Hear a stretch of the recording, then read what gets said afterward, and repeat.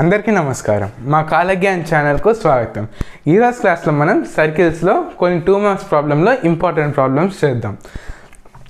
అసలు ఈరోజు class start చేసే ముందు నేను ఒకటి చెప్పాలనుకుంటున్నాను. ఏంటిదంటే చాలా వరకు స్టూడెంట్స్ అందరూ మనకి బేబీ బుల్లెట్లో ఇచ్చిన ప్రాబ్లమ్స్ని అదే విధంగా బట్టి కొట్టి సేమ్గా ఇది ప్రాక్టీస్ చేస్తున్నారు, కానీ దానివల్ల ఎట్లాంటి యూస్ లేకుండా పోతుంది. ఎందుకంటే అదే పిల్లలకి మనం సేమ్ క్వశ్చన్ని కొంచెం వాల్యూస్ తిప్పిస్తే వాళ్ళ ప్రాబ్లమ్ని చేయలేకపోతున్నారు. కాబట్టి అట్లా కాకుండా ఉండాలి. కానీ ఎందుకంటే వాళ్ళు ప్రాక్టీస్ చేస్తున్నారు కానీ వాళ్ళకి దానిలో లాజిక్ అనేది అర్థం కావట్లేదు. లాజిక్ లేకుండా ప్రాక్టీస్ చేస్తున్నారు. లాజిక్ లేకుండా ప్రాక్టీస్ చేస్తే దానివల్ల యూజ్ ఏం లేదు. కాబట్టి మేమేం చేస్తున్నామంటే సేమ్ ప్రాబ్లమ్ని 5 వీడియోస్గా చేసి అప్లోడ్ చేస్తున్నాము. అంతేకాకుండా ప్రతి వీడియో వెనక అంటే లాస్ట్లో మేము ప్రాక్టీస్ క్వశ్చన్ అనేది ఇస్తున్నాం అనమాట. ఆ ప్రాక్టీస్ క్వశ్చన్ కనుక మీరు ప్రాక్టీస్ చేసి సాల్వ్ చేసి మేము చెప్పిన పద్ధతిలో మీరు సాల్వ్ చేసి అర్థం చేసుకొని సాల్వ్ చేసి మాకు ఈ వాట్సాప్ నెంబర్కి కనుక పెడితే మేము ఇంకా మీరేమన్నా చేయలేకపోతున్నారా, ఇంకేమైనా పాయింట్స్ మిస్ అవుతున్నారా అని చూసుకొని ఇంకా మంచిగా వీడియోస్ చేసి పెడతాము. సో ఇప్పుడు మనం వీడియోలోకి వెళ్దాం. ఫస్ట్ ప్రాబ్లం ఎట్లా సాల్వ్ చేయాలో చూద్దాం.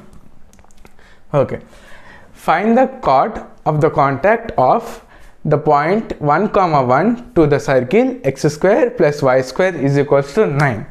అసలుకి కార్డ్ అంటే ఏంటిది, కార్డ్ టు ఏ సర్కిల్ అంటే ఏంటిది అనేది ఒకసారి మనం సర్కిల్ ద్వారా చూద్దాం.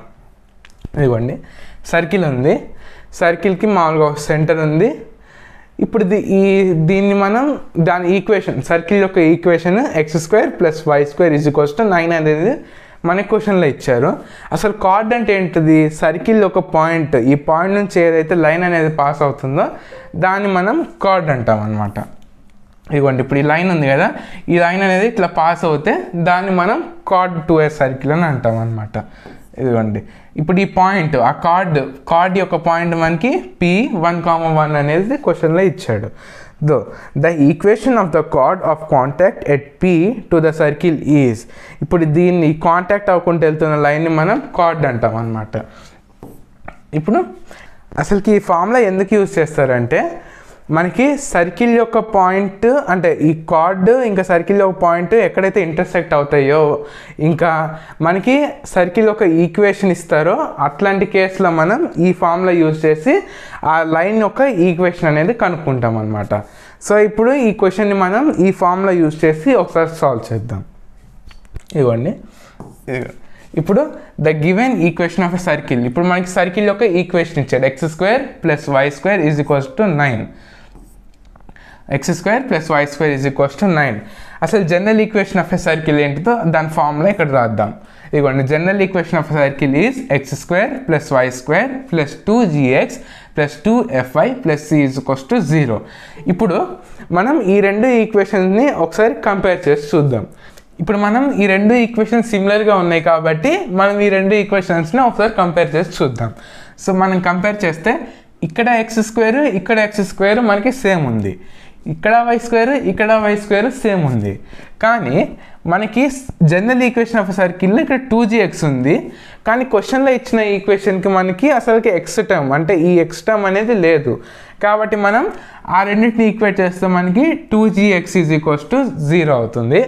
మళ్ళీ 2f వాల్యూ ఇక్కడ y వాల్యూ ఇక్కడ కూడా లేదు కాబట్టి 2f ఈజ్ ఈక్వల్స్ టు కూడా 0 అవుతుంది.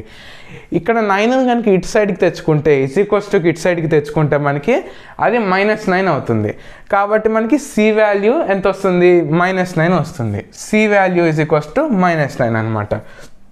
ఇప్పుడు the equation of the card of contact at P of the circle is, ఇప్పుడు మనకి ఇందాక ఫార్ములా చూసాం కదా, x1 plus y1 plus g of x plus x1 plus f of y plus y1 plus c is equals to 0. ఈ ఫార్ములాలో మనకి g value f value ఇంకా c value వేసి కనుక్కుంటే మనకి లాస్ట్లో ఆన్సర్ వస్తుంది అనమాట. సో మనం ఇప్పుడు ఈ వాల్యూస్ని దీంట్లో సబ్స్టిట్యూట్ చేద్దాం. ఇక్కడ మనం ఈ పాయింట్ ఆఫ్ కాంటాక్ట్ అన్నాడు కదా, ఈ వాల్యూస్ని మనం x1 y1గా తీసుకుంటాం.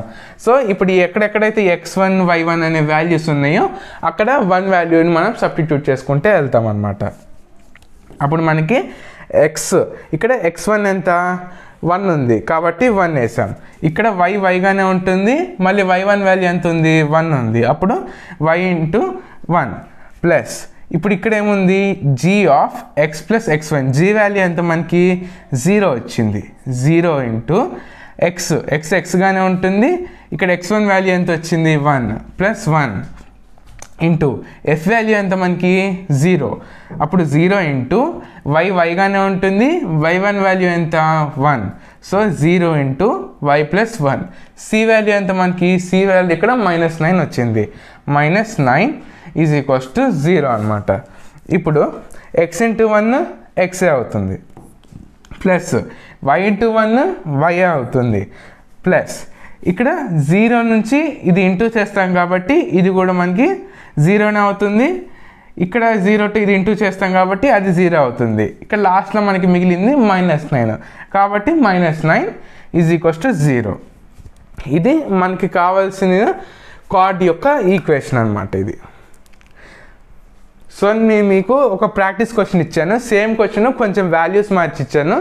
నాకు మీరు ఇదే క్వశ్చన్ని ఈ క్వశ్చన్ నెంబర్ మెన్షన్ చేసి సాల్వ్ చేసి ఈ కింద ఇచ్చిన వాట్సాప్ నెంబర్కి మెసేజ్ చేస్తే, మీరు ఎక్కడైనా తప్పులు చేస్తే నేను దాన్ని సరిచేసి నెక్స్ట్ వీడియోలో మీకు ఇంకా ఎట్లా సాల్వ్ చేయాలనేది చెప్తాను.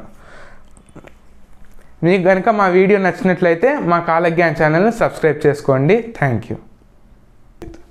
అసలు